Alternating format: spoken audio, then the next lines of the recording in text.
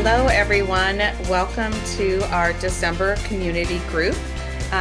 Thank you so much for joining us. We really appreciate our clients and we really look forward to providing these educational opportunities that we have for you. And as many of you know, it's different every time, and I'm really excited about tonight's topic. It goes along with our healthy living habit, and I hope you all know that we've been doing a new one every single month. So we have just introduced our healthy living habit number 12, which is balance. And both Kelly and Debbie and I always really were excited about landing on this theme of balance. I know many of us are on a healthy living weight loss journey, and that can come to be a challenge in the month of December.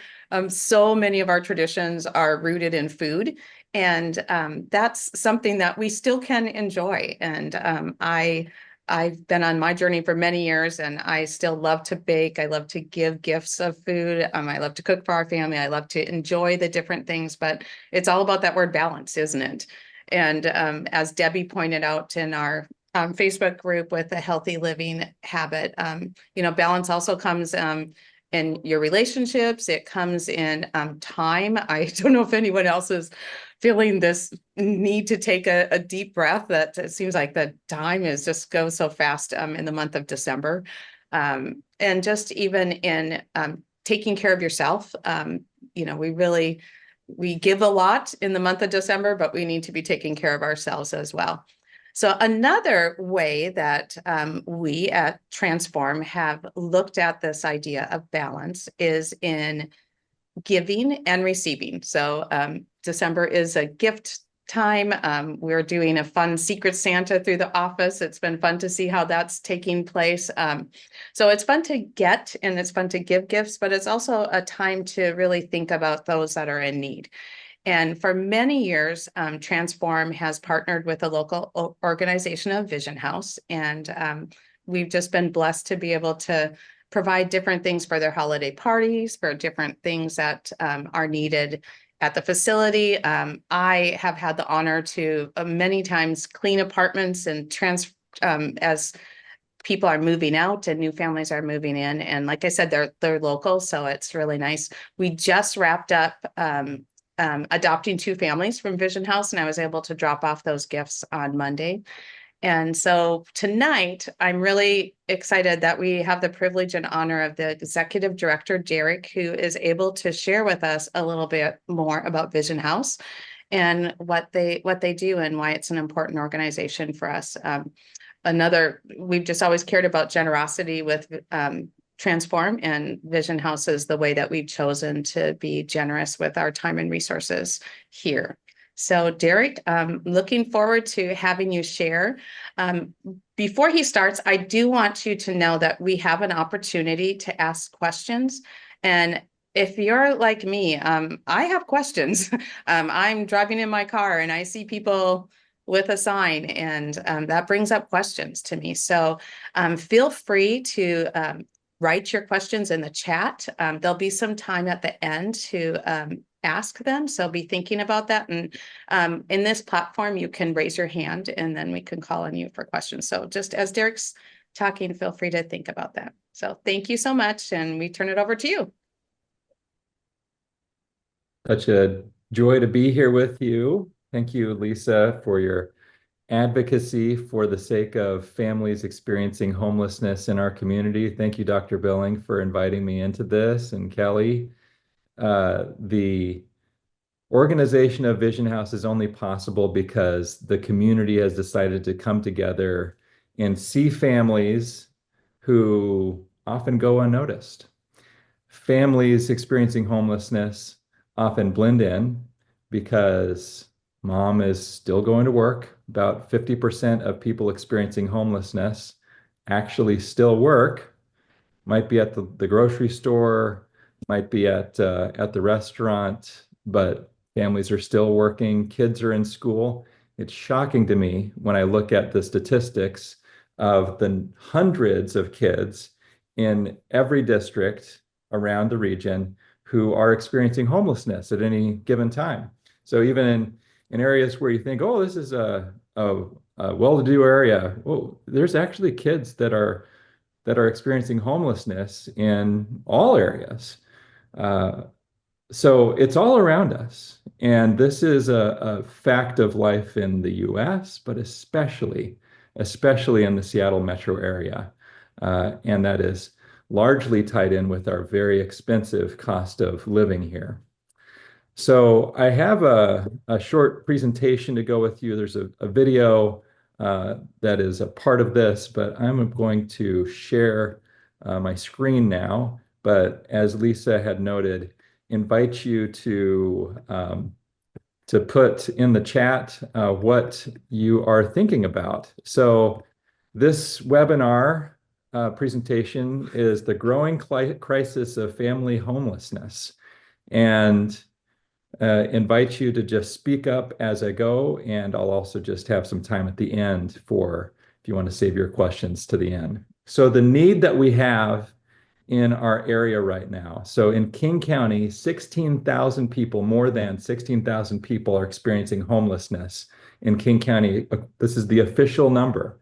The point in time count you might hear about in January is a time when there are volunteers who go out into the community and see people who are experiencing homelessness. But families are often trying to hide because there is a misconception that if a family is found with kids who are experiencing homelessness, the kids will be taken away. That's not necessarily the case. And we just want families to be seen. So only, I'm not sure if that's the correct word there. 1,000 family units are represented in that amount. So I expect that this is probably 2,000 to 3,000 families represented in our county experiencing homelessness. And homelessness also goes in waves. You might experience homelessness for a few weeks or a few months, and then be housed and then experience it again if you're just in a really economically uncertain point of your life. Family homelessness is rising. It's up 10% annually in Washington. So Lisa has mentioned Vision House. This is an organization that specifically serves families experiencing homelessness in our region. And we have seen a significant increase in the need for families. 60% increase in referrals comparing October 2023 and November of 2023 to those same months in 2024. We were fairly normal last month, and we are seeing a huge spike in December again. So overall, you look at the big picture, it is increasing substantially, unfortunately. And most of the families that we are seeing who are coming to us for help, they're not just worried about becoming homeless, they actually are homeless. So 8 in 10 families coming to our centers are experiencing homelessness. And why is this happening?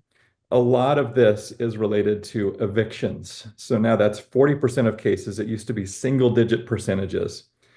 The eviction moratorium that you may have heard about, maybe you've had friends or family affected by this, that was keeping people housed during the pandemic. That is over, and the process of evictions has been going on.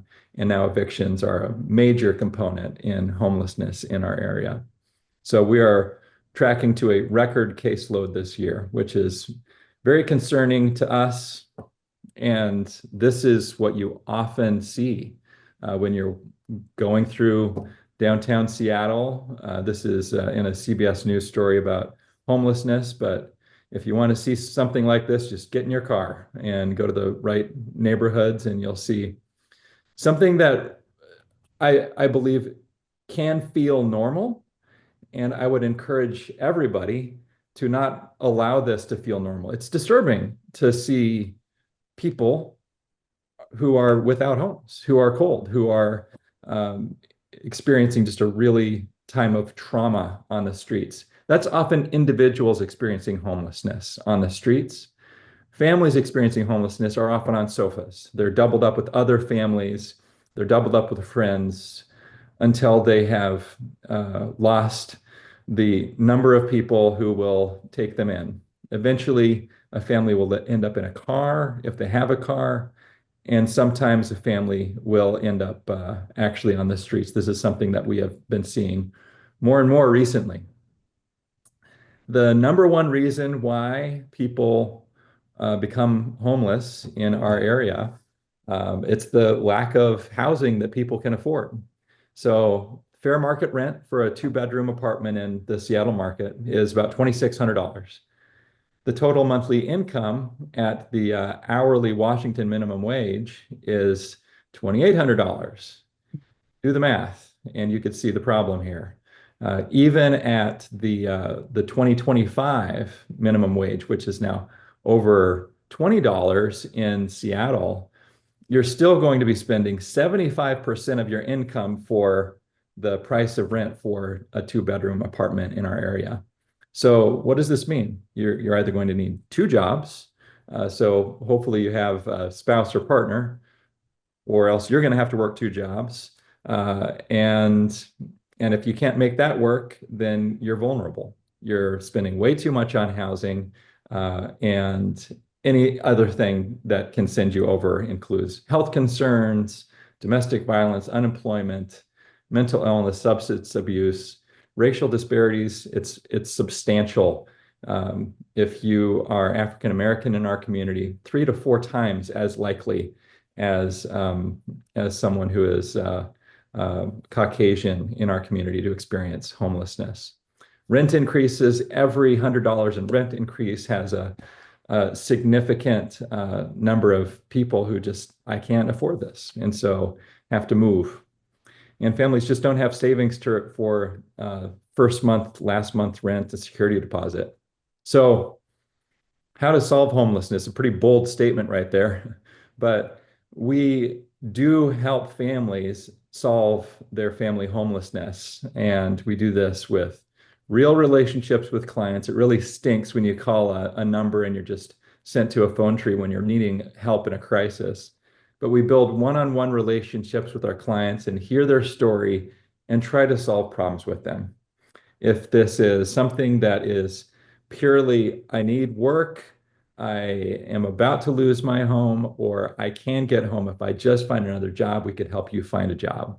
We'll help you with your search, with your resume. We'll help you get greater skills so that you could make more money and afford housing.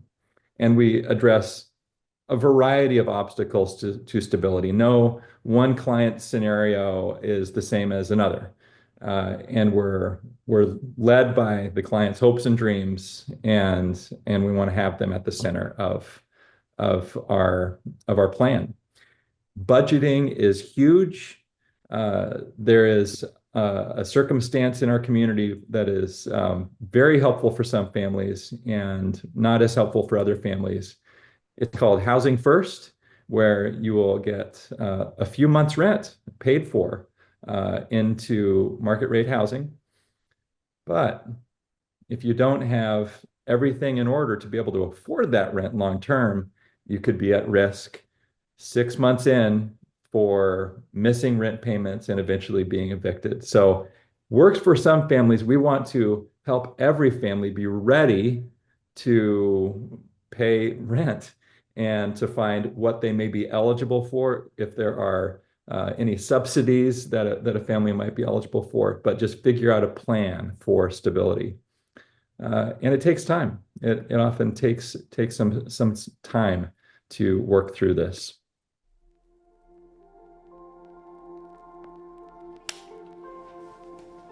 My name is Brandy, and this is my story.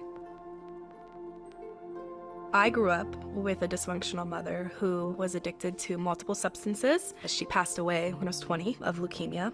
At that point, I had 2 children. When my kids became teenagers, I was going through a whole lot, and I met a new person. We were not compatible on a great level. I ended up getting myself into a position that was unhealthy for me, not only in the relationship, but also becoming dependent on drugs and alcohol. My eldest daughter ended up needing to go away. I was homeless on my own and had no support whatsoever.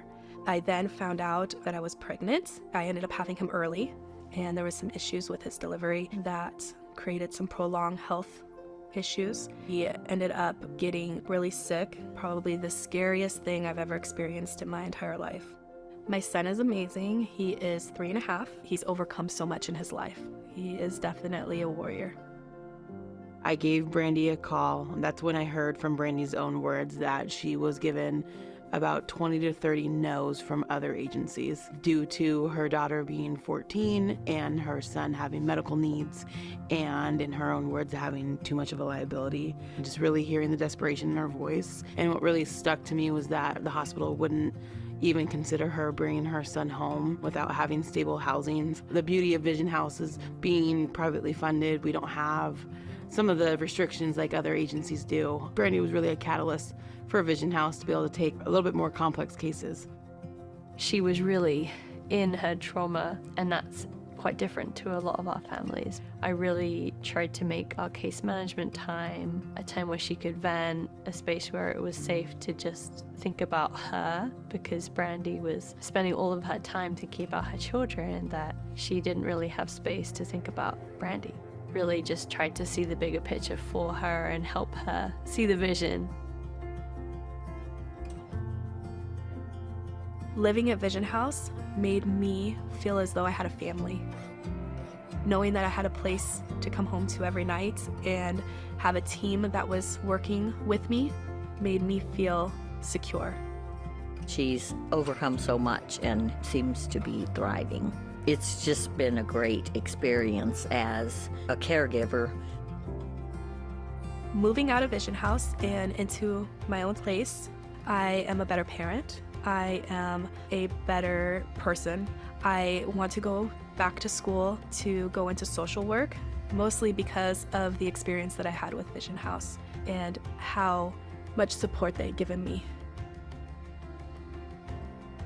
I wish Brandy the best in life, and Deontay, her and the girls are going to do great things. Just think of what a strong mother she is, what a strong person she is, and I'm so proud of her and I'm so excited. She told me she's even in a more stable place than she was before all these difficult things happened in recent years, which is amazing. I think that there is nothing in this world that's going to stop Brandy from reaching her dreams. I would like to thank the donors for this opportunity in keeping my family together. If it wasn't for you, I would not be here today. Thank you so much.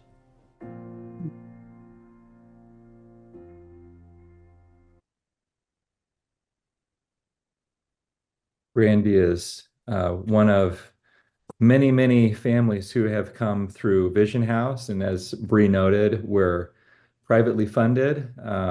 In large part, this is from individual donors, but also through partnerships with churches, businesses, and we do earn some income, some revenue from childcare facilities that are part of Vision House, which helps solve problems for families who are able to bring their kids into our childcare facilities for little or no cost. So their kids are safe, but then kids from the community who need great childcare are there at Vision House, and we can earn some revenue from that to help run our operations. So it's a really well-designed organization, with great outcomes. So I'm so glad to be the leader of the org for the last 8 months, new in the role. So you heard Brandy's story. There's another story I wanted to share with you about a family who, Bree, who you just saw in the video, her team assisted just a couple of months ago. This is a lady who never dreamed that she would be experiencing homelessness. Her husband had a great job at a prominent company that you have definitely heard of, and just living a very comfortable life. They were renting an apartment, but little did this lady know that her husband was going to leave her and was not paying rent on the apartment. And so she was, within a matter of weeks, going from life is great to, oh, wow, what is next? She found herself without an income and in a very vulnerable situation as rent was due, she couldn't pay it, and she was evicted. So family living in their car and eventually reached out to Vision House. And if you have an eviction on your record, it's really difficult to get your next place. But the mom decided, okay, we are going to make this work. I'm going to go back to work. And so she found a job. And we've helped her through this process of finding the next step. And so we advocated for her with a property manager to say, this is what happened. Please take a risk on her. Even though her rental history does not look great, please take a risk. So she has housing now. Her family is doing well, and she's moved on with her life. And her kids are safe and going to be indoors for the holidays, which is a great relief. So Vision House has diversion, which is essentially our emergency services where we are helping families who are currently experiencing homelessness, and we are helping them with getting coats and jackets and sleeping bags, tents this time of year if they need the warm gear. But most importantly, we will help families find their next step towards stability. Family programs, this is our transitional housing program. This is a year-long program where you could live at Vision House. We have a location in Renton and a location in Shoreline, and just comprehensive care, setting you up for success in the future with a 90% success rate of families graduating from this into permanent housing. And then after Vision House, we keep in touch with families who have graduated through our alumni program. This Saturday at a church in Bellevue, there is an alumni celebration for Christmas. So families are coming back together and having a nice meal, and also getting some presents for the kids to help assist with Christmas for their families. A nice chance to stay in contact with families and also let them know that they're loved, and to continue some community there with those families. So our transitional housing facilities, Shoreline and Renton, and interesting, this is not free to families. We actually do charge rent to families completely based on their income level. So 1/3, so 30% of their income, whatever that is, goes to a lease. And with that, we help a family rebuild credit so they have good credit and a rental history that they could take to the next place. And if they are eligible for assistance, we will help them get rental assistance as well. Holistic programming. It's very traumatizing to experience homelessness. We have therapists on staff. We have experts in child-parent relationships. Relationships are undoubtedly strained when you are sleeping in a car for weeks and months, and to rebuild trust and to build healthy bonds with parents. There have been some families who have lived at Vision House where this is second generation homelessness. The mom of the kids who are coming into Vision House, the mom also grew up in a car. She has never held an apartment, signed a lease before in her life. So being able to work with families on how to care for a home, the importance of caring well for a home, rental history, everything, it's comprehensive, the work. As I noted, there's childcare and that crucial case management. Diversion centers, these are those more emergency centers in Shoreline, Renton, and Burien. This is a safe place, showers and laundry, hot meals, coffee, kids' play space, but most importantly, relationships. So this is our diversion center that opened in 2000. And we have just right behind there, Karen in the black, our caseworker. There's a shower facility, washer, dryer, clean towels, linens, toiletries, whatever a family might need to get cleaned up and feel good. Play space there. Across the room, there's a place for the kids to watch a movie as we work with the parents as they are sorting out their next steps. This is our diversion center in Burien, and we have another one In Shoreline, this is in a church right now as we're building out our permanent facility that we have purchased in Shoreline, building that out. But a church has offered us some space in their building as we are opening up our operations in Shoreline, which have been functioning for the last year and have been a really critical add for us in the North End. But as noted, relationships are key. This is what's often missing, both from a social services perspective, in someone's case management, to where you might talk to 10 people and like, what do I do? What's next? We have relationships and personal touch with our clients. We answer the phone. We meet with people in person, and we see that that's critical to gaining trust with our clients and ensuring great outcomes. And this is our leader of our family programs. She has experience that is wide-ranging from drug and alcohol rehabilitation to shelters, all sorts of things. And she's seen it all. And we have great experienced staff at Vision House who are able to guide families through their journey towards stability. Vision House is a Christian organization. I love this passage. This is Jesus. The thief comes only to steal and destroy. I've come that they may have life and life to the full. So often we think, oh, we'll give $1 here, give $1 there. We want people to not just be able to survive, but to thrive and to enjoy the life that any of us would want, and life to the full. I'm encouraged by that. What we would want for ourselves, we would want for our neighbors who are experiencing this really rough spot. And we see this as a season of life.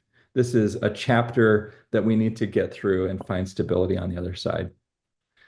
Speaking of seasons, winter is coming. It feels like it's already here. And with that is our busiest time of year. This has been an exceptionally busy year, as I noted at the beginning of this presentation.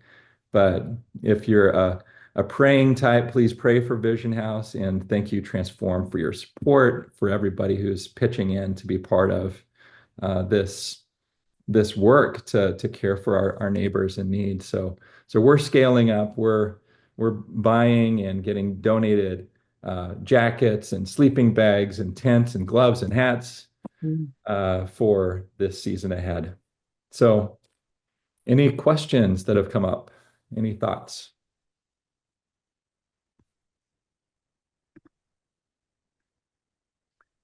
What are common misconceptions, assumptions about someone experiencing homelessness in the chat? So I think that there are often misconceptions around laziness. There's often misconceptions around drug and alcohol abuse. If you are having to work through something as much of a crisis as homelessness, you're having to fight. And especially if you have reached out to Vision House and you're part of this program, you're a fighter. And you have experienced some really incredible, crazy, traumatic stuff. So I think where some might see laziness, I think experienced folks in this work might see someone who's gone through trauma, someone who has had it, and can see for what's ahead for the next few hours, but can't see what's ahead for the next few days, weeks, months, years. So as for me, I'm fine. My family's fine. My wife has a good job. Whatever. It's great. It's great. I love thinking about the future. If you have endured domestic violence, you are out of money, you don't know how you're going to pay for dinner at McDonald's for your kids, and you're sleeping in your car and the temperature is 35 degrees, what are you thinking about? You're thinking about how to care for your child that night. How cold is it going to get? What's that sound out the window? So that's something that has been sobering for me as I've entered into this role after serving on the board of Vision House for years. Is just like families go through a lot of trauma. Homelessness is traumatic. The other thing that I would mention is drug and alcohol abuse. So studies have shown between 20 and 40% of people experiencing homelessness, a large contributing factor in that is addiction. With family homelessness, we see that that's even less common. So it is not uncommon, but it is not everyone. So you think roughly a third are struggling with that. And it's an addiction. It's an addiction. So Dr. Billings says, how can we help Vision House individually? Donate clothes, volunteer, give support. Thank you. I would encourage you to go on to the Vision House website. I was mentioning some of the cold weather gear. This is something that we don't have enough of. This has been an increased need this year because of just the number of people experiencing homelessness, and we've already had storms. So would encourage you to look at our Amazon wish list, but also encourage you to be a donor. I would love for your support. So every $60 provides a night of safety for a family at Vision House. And read up on what it means to be homeless. My eyes have been opened as I've been listening to podcasts, as I've been reading books. There is a book that I would recommend called Evicted, that is about the eviction crisis in the US. And it was written before there were so many evictions, but just the impact that an eviction can have on a family. There's another book that is called When We Walk By that I would highly recommend. It's a book about relational poverty. So we think of poverty often as economic, and it is, but there's also relational poverty. And some of us feel that this time of year. It's like, man, I really wish I had closer bonds. But relational poverty often is what might bring people into homelessness or pull somebody out of homelessness. Connectedness to others is critical to the human experience, but also so critical for weathering the storms that life may bring. And When We Walk By really helps humanize folks that are experiencing this really rough patch of life. So thank you. If there's any more questions, happy to answer that, but thank you so much. Greatly appreciate your the opportunity to be here. My email's there. Welcome you to go to thevisionhouse.org and learn more. Derek, in closing, I had a few things that over the years that have really struck me as things I wasn't aware of with Vision House. And one thing that I remembered, like just my jaw just dropped, is that I didn't realize that the other organizations, although they're doing wonderful things in the best of their abilities, that if you're a husband and a wife experiencing homelessness, that there's nowhere for you to go. Mm-hmm. Or if you're a mom or a single dad, there's nowhere for you to go. Or a mom that had teenage boys, that you have to make a choice if you're going to go to a shelter or not, or leave your boys behind. So it's like, I just didn't know how great the need was to address families. And so it's one thing I really appreciate about Vision House. That's an excellent point, Lisa, and it is a distinctive aspect of Vision House in that we do have flexibility in the family unit that comes into Vision House. Some single dads, single moms, teenage boys are often excluded from transitional housing when families live at Vision House. As a dad who deeply, fiercely loves my girls, it would just be so heartbreaking to be in a crisis and have to be separate from my girls and wife if something happened and we found ourselves on the street. But that is exactly what happens to some families, to where there's a women's shelter and you could go there with your kids, but dad is actually down the block, still in a car. But that does happen. So Vision House works very closely with any of the organizations that you know of in our area, these great organizations, among them Seattle's Union Gospel Mission, Mary's Place, so many great orgs. And we work with each other, we share with clients' permission. case management notes with each other so that we can ensure great outcomes for clients. If there's overlap, we work with school districts. We have advocates in school districts that know Vision House is a trusted place to go. And also with community organizations. There's Lisa and Dr. Peter Belling they were at an event last night with Tyler Lockett from the Seattle Seahawks. Love Tyler Lockett. What a great guy, upstanding individual, great advocate. Another Seahawk that you may remember, Doug Baldwin, who was, part of our Super Bowl win when we conquered the Broncos. I mean, incredible athlete, but just an incredible humanitarian. Started a Family First Foundation, and this is a community center in Renton. And Vision House is there too.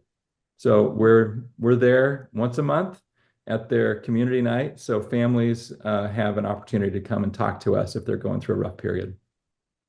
That's really in the heart.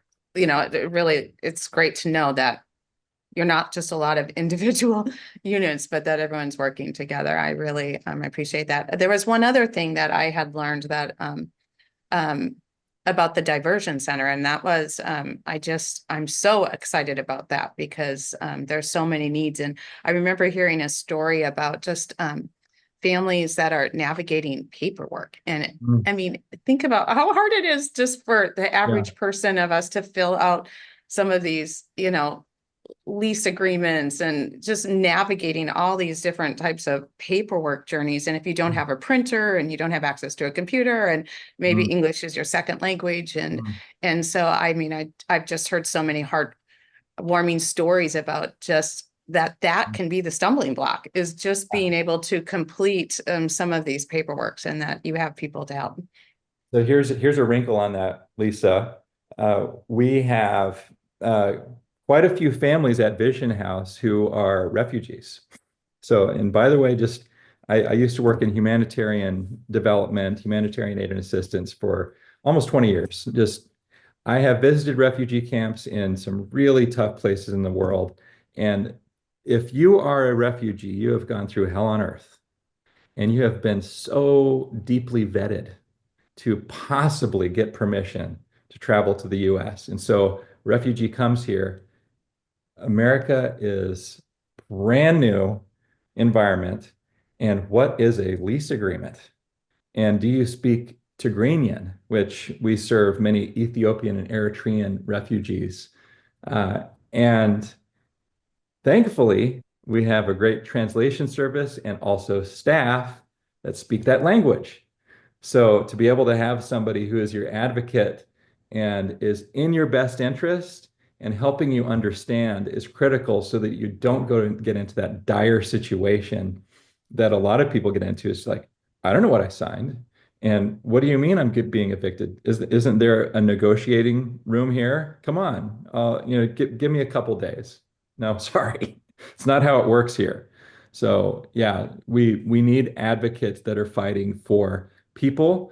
And we also need great partners with landlords who are preparing renters for success. So it works both ways. Thank you. One of the things that we have at the office is we do have giving tree tags. So if you're coming in the next few weeks, or you stop by, and then I'll also post things on our Facebook page too, but this is just an opportunity to pick up a reminder to go to the website. And there's one that kind of attracted me, and it was a bath time basket. And can you imagine being a child, in the month of December, and to know that you've lived in a car, and not only do you have a safe, warm house, but you have a bathtub, and you might even have special things in that bathtub. Like, every child deserves to feel loved at bath time. So love it. Well, thank you for having me. A joy. Thank you so much. Thank you so much. Thank you, Derek. I really appreciate the vision of Vision House, and I think it segues with our theme this month. One, it is the Christmas season, but it is also these families are out of balance And it's in many ways, you know, you talk about not having social balances or relationships. Mhm. And I think that's what happens to families is that, and especially if you're an immigrant or refugee, you may not have, other than your community, if you don't have that community, then well, who's going to catch you when you fall? And it's so cold out right now, and Vision House is there. And not only you giving them shelter, but you give them a way to get their feet back on the ground and be independent again. That is so important in order for you to get your self-respect and say, you know what? Yeah, I went through something bad. I went through a bad relationship, and now I'm standing on my own feet with my kids. And there's nothing I think more important that we do Christmas time is help women and children who are suffering. Absolutely. I mean, this is the time of year where we all want everything to be good. We want Yeah. good relationships. We want happiness. We have these grand visions, and to be able to at least care. I mean, let's not shoot low, but let's start here. Let's care for the basic needs to where families can sleep inside. Let's care for families so that they could be warm at this time of year. Yeah, and one of the reasons why we it was an easy decision to partner up with Vision House many years ago is at Transform, our vision is to transform lives. And at Vision House, your mission is to transform families. And so our goals have just always aligned. And so it was a pleasure to have you on tonight. Thank you. A joy to be here. Thank you. Thanks, Derek. All right. Appreciate your partnership. All right. Thank you Bye-bye. so much. Bye. We'll continue on with Dr. Billing. Oh, is it my turn? If you just want to say a few words to welcome everyone. Well, welcome. This is our first public webinar, and it's going to be the beginning of many that we're going to do monthly. And we're going to take the theme for the month. It's about balance, and Kelly's going to talk about some balancing foods, something that would invigorate us, give us strength, and just something that's not going to be too sweet. We're not out of balance with the rest of what we're doing the rest of the year. So let us know when you're ready, Kelly. Okay. Yeah. So, yeah, I think this time of year, you know, there's so much going on, kind of that period between, you know, Thanksgiving and kind of, you know, Christmas. You know, I think you kind of have to kind of sit back and kind of recalibrate, really, you know, try to take care of your health, restore that balance in. You know, you have a lot of people coming, you know, with traveling, and you're more susceptible to getting sick. And so I think in terms of, you know, foods that can kind of boost your immune system, you know, it doesn't have to be complicated. It doesn't have to be expensive supplements. But it really comes down to, you know, kind of having kind of different kind of whole food sources in your diet, kind of as a basis. You know, I recommend, you know, kind of doing a lot of garlic. Garlic is very antimicrobial, as well as ginger and turmeric. So I have a ginger and turmeric soup here. There's some carrots. You can see it's very orange. And then trying to, you know, add some vegetables in. So I have like some different bok choy here. So I'm gonna add that in. Just let that cook. And then, you know, kind of if you want to kind of keep it low carb, doing zucchini noodles can be a way, you know, to kind of add like a noodle.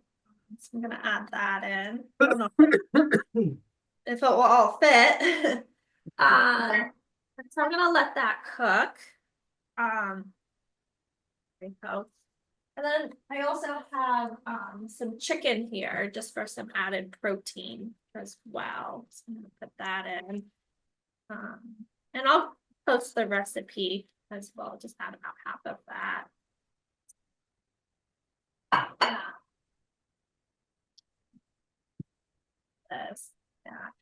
So kind of back to the garlic, in order to kind of get like the real antimicrobial, antiviral properties, you need to kind of consume it raw because it, anytime you add like a lot of heat to it or you add acid to it, you're going to denature the properties. The other thing is that you want to cut up your garlic and then let it sit for about 10 minutes because the enzymes will kind of release this compound called allicin. And that is what is really going to, kind of boost your immune system, especially if you're kind of coming down with a cold. So I have some garlic here that I've kind of chopped up. And some people, there's a famous gastroenterologist, Dr. Bulskevix. If he's coming down with a cold, he'll chop up garlic, wait 10 minutes, and then, eat it whole. It's not the most, pleasant thing to do, but, I think if you kind of add it to the soup at the end, just kind of, you can grate the garlic over there, over the soup. You're still going to get a lot of the properties of it. When I took microbiology in my undergrad, we took like a petri dish and we inoculated it with bacteria. We put garlic powder in one of the squares in the area of the petri dish that had the garlic, no bacteria grew. So it really is a very natural way to, kind of defend against different pathogens. The other thing that can be really great is ginger. Again, similar to garlic, it has a lot of antimicrobial properties. You can heat it, there's not, you don't have to worry about, denaturing it. That can be a good one. And in addition to garlic, I would also recommend, anything that's in like the allium family. So like shallots, onions, I have a green onion here. Anytime you can kind of get that raw, those raw vegetables, whether it be in a salad, you can put it in a soup, but you just don't want to make sure that you're cooking it for super long. Turmeric is another one that can be a great option as well. You just want to be careful with it because it can stain things very, very easily. And then, I love putting like green onions on things at the end because you're having it in its raw form. In addition, like, doing echinacea tea can be kind of a great option. There's some research that it kind of boosts the immune system. And I always like, kind of taking like the odd bits of ginger that, the skin, just putting that in a tea and kind of drinking it. It's really important to kind of have, those warm liquids, just to kind of, clear your sinuses and kind of, prevent colds or if you're coming down with a cold. So I think this is about cooked. The vegetables cook really quickly. Grab this.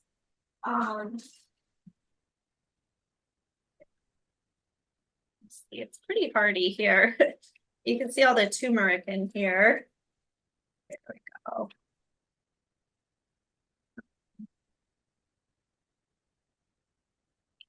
Noodle's very long. Yeah.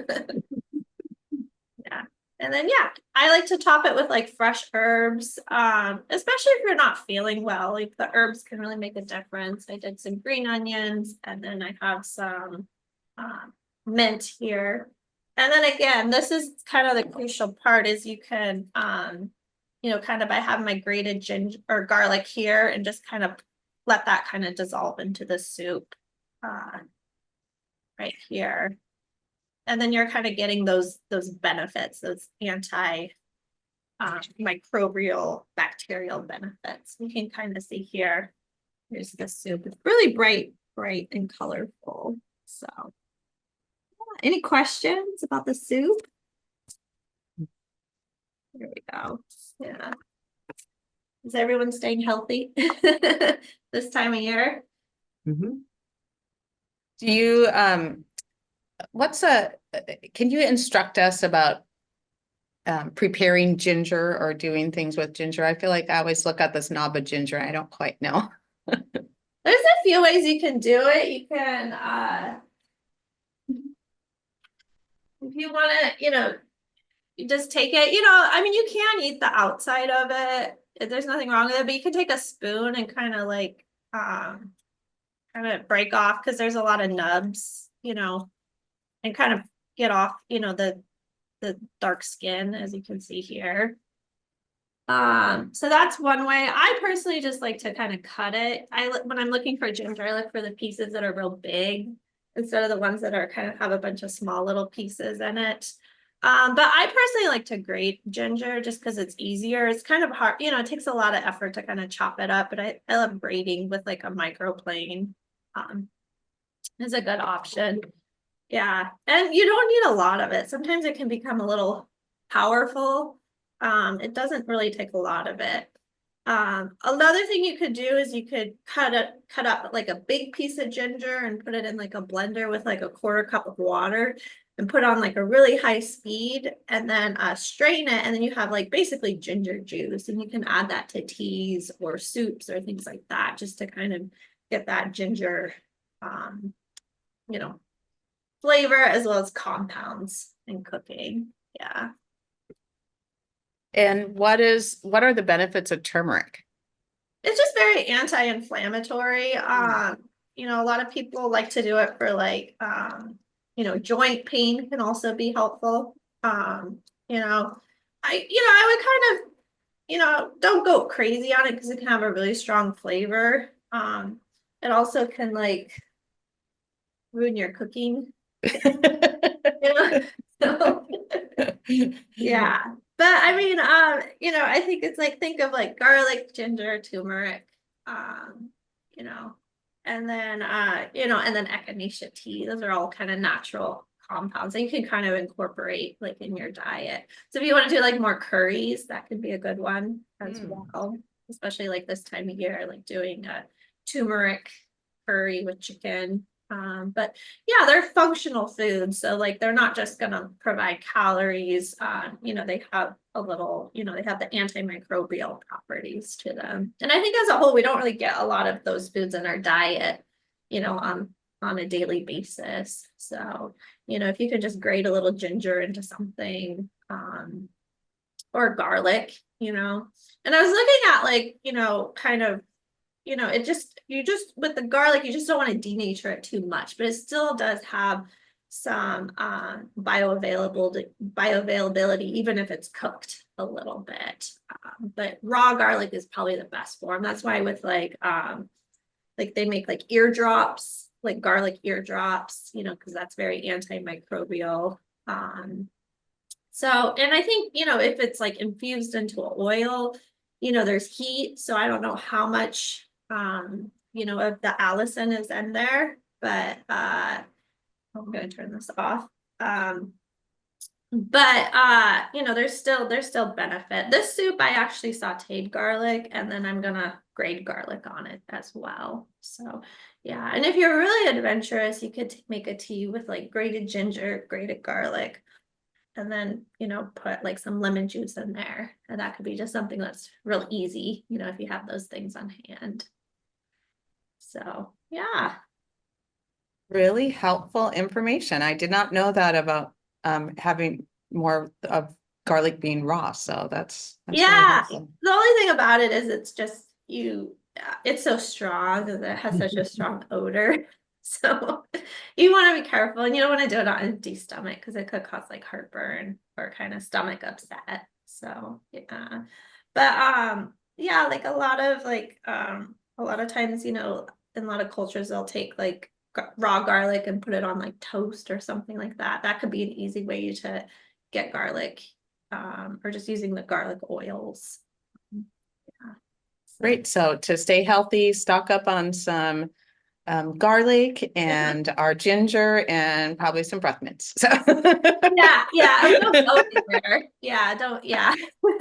Kind of do it in the or in the evening. It's amazing though, when you like a really good curry or Indian dish, or though it seems like just smelling it makes me feel better if I don't.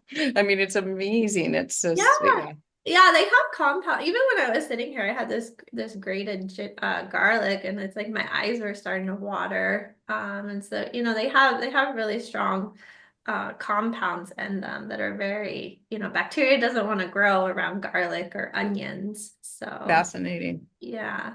So yeah, the more that you can incorporate them, I think, we often overlook like, an onion as a vegetable, but there is a lot of benefit to it. And you have leeks, you have spring onions, there's such a variety. Shallots, I think, are great too. Anything that's in that onion garlic family works. So. Well, Lisa, what was your Grandpa Thompson eating every day? Yeah, I know. I Was it really think it was garlic. Was it? I thought it was garlic. Or I think also apple cider. Yeah, but apple cider Vinegar. vinegar every He day was and up- garlic. Yeah, he lived to be 107. Oh, wow. Okay. Yeah. Yeah, and some newspaper interviewed him one time when he was maybe in his upper 90s, and he had these things, and deep breathing. That was the other thing. He did deep breathing, but Oh, wow. yeah. It was. Yeah, he was in the Yeah, but blue he did zone like up his- in northern Minnesota for sure, or maybe he was in He did Florida, like his wasn't he? garlic. Wow. He was definitely before his time. I know, Yeah. isn't it? I know. I know. I don't know.